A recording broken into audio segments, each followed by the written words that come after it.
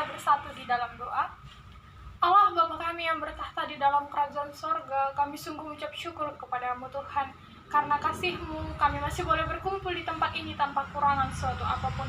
Bapa yang baik, dalam keadaan yang sukacita ini Tuhan, sebentar kami akan mendengarkan sebagian dari firman-Mu.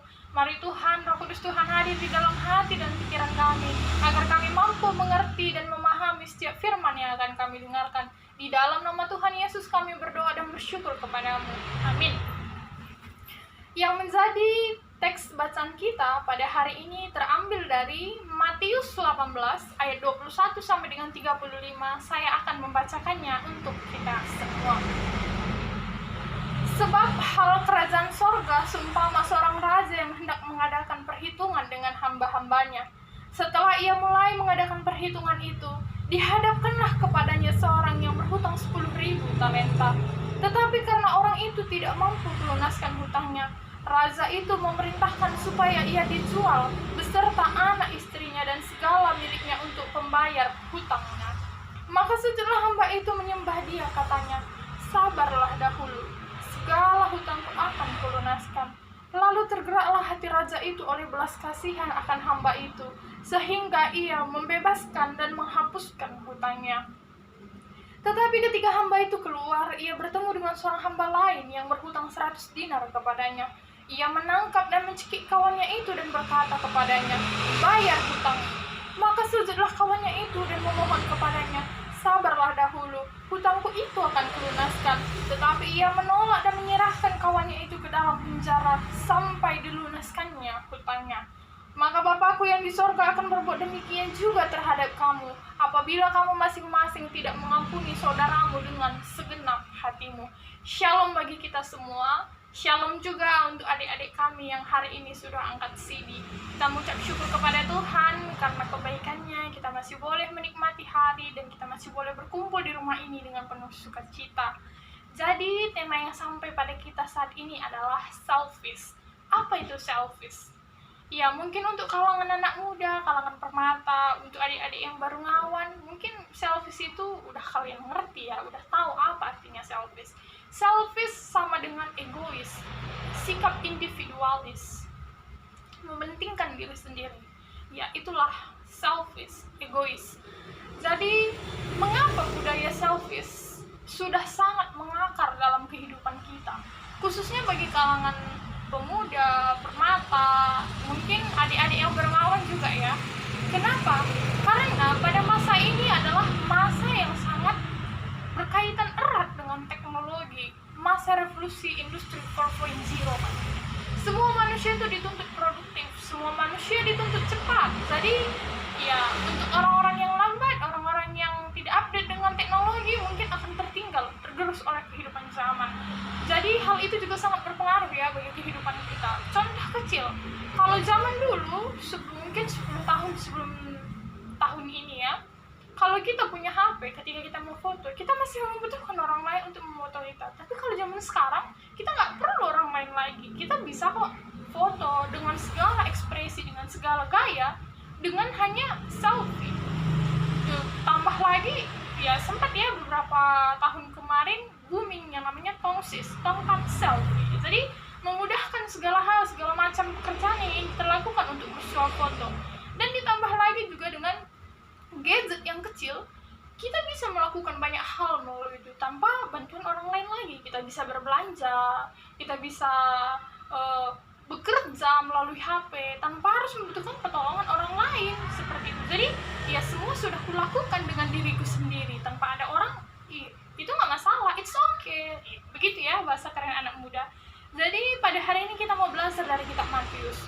Di sini tadi dikatakan perumpamaan tentang seorang raja yang akan mengadakan perhitungan dengan hamba-hambanya. Di sini tadi terlihat, kita katakanlah hamba satu.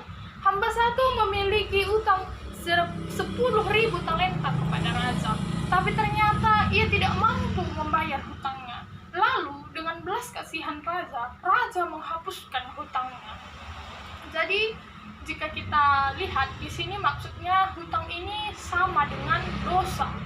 Raja ini seperti Tuhan Yesus dan hamba ini adalah kita, manusia. Jadi Tuhan itu dengan belas kasihannya menghapuskan hutang dosa kita dengan cuma-cuma. Lalu kita juga dituntut bertanggung jawab karena kita adalah manusia yang sudah diampuni, dosa-dosa kita juga telah dihapuskan. Kita juga dituntut untuk mampu mengampuni saudara kita. Tapi apa yang terjadi pada perumpamaan ini? Hamba satu yang hutangnya telah dihapuskan oleh raja, ia tidak melakukan hal yang demikian kepada kawannya, atau kita katakanlah hamba dua. Ia tidak bisa menghapuskan atau tidak mau menghapuskan hutang oleh hamba yang kedua. Seharusnya sebagai orang yang telah dihapuskan hutangnya oleh raja, ia juga harus bisa menghapuskan hutang temannya. Tapi apa yang terjadi? Di sini terlihat sikap selfish atau keegoisan. Ia hanya mau diampuni tanpa mau mengampuni. Ya, padahal jika kita lihat, kita perhatikan konteks kitab ini pada masa itu adalah di mana kitab Injil Matius ini di sini diperuntukkan kepada murid-murid atau nasihat Yesus kepada murid-muridnya yang diwakilkan oleh Petrus ketika ia bertanya, "Tuhan, ketika saudaraku berbuat salah kepadaku, berapa kali aku harus mengampuninya?" Ia menawarkan angka 7 kali. Karena pada tradisi orang Yahudi, angka 7 itu adalah angka sempurna, yang dimana kalau orang manusiawi 3 kali sudah cukup. 1 kali kumaafkan, 2 kali kumaafkan, tapi jangan kau coba untuk itu 3 kali katanya. Jadi 7 kali mungkin sudah cukup. Tapi apa kata Yesus? Yesus menjawab 70 kali 7 kali, yang artinya itu adalah angka sempurna. Kita mengampuni tanpa batas, seperti Tuhan juga telah mengampuni kita tanpa batas. Jadi, kenapa kita harus mengampuni? Pada ayat 35 juga telah dikatakan, karena Bapa-Ku yang di surga juga akan melakukan hal demikian. Karena Bapa terlebih dahulu mengampuni kita, sehingga kita harus mengampuni orang-orang yang bersalah kepada kita. Jadi, kepada adik-adik kami yang baru ngawan, mari kita lihat pada Matius 28 ayat 19-20, di mana amanat agung.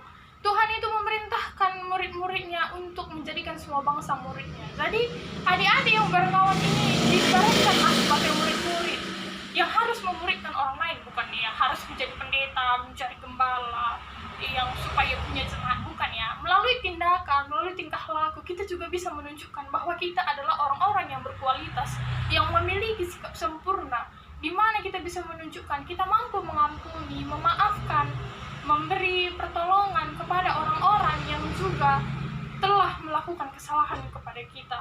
Seperti yang dikatakan di dalam Mazmur 119 ayat 6 sampai dengan 16, di sana adalah sikap seorang muda yang dituntut berpegang dan selalu memakai perintah Tuhan di dalam kehidupannya. Jadi ketika kita tidak mampu mengampuni, maka kita masih mengandalkan sikap keegoisan atau selfish. Tapi kalau kita mampu mengampuni, berarti kita telah menanggalkan sikap keegoisan kita. Karena semua hal yang kita lakukan harus timbal balik. Kita diampuni, maka kita mengampuni. Kita diberkati, maka kita juga harus menjadi saluran berkat bagi orang lain. Jadi selamat berproses, selamat bertumbuh untuk adik-adik kami yang baru ngawan. Marilah menjadi agen-agen Tuhan untuk memulai proses yang baru, mampu mengampuni seperti kita juga telah mengampuni. Mari kita tanggalkan budaya selfish dan menjadi budaya I care, saya peduli. Amin.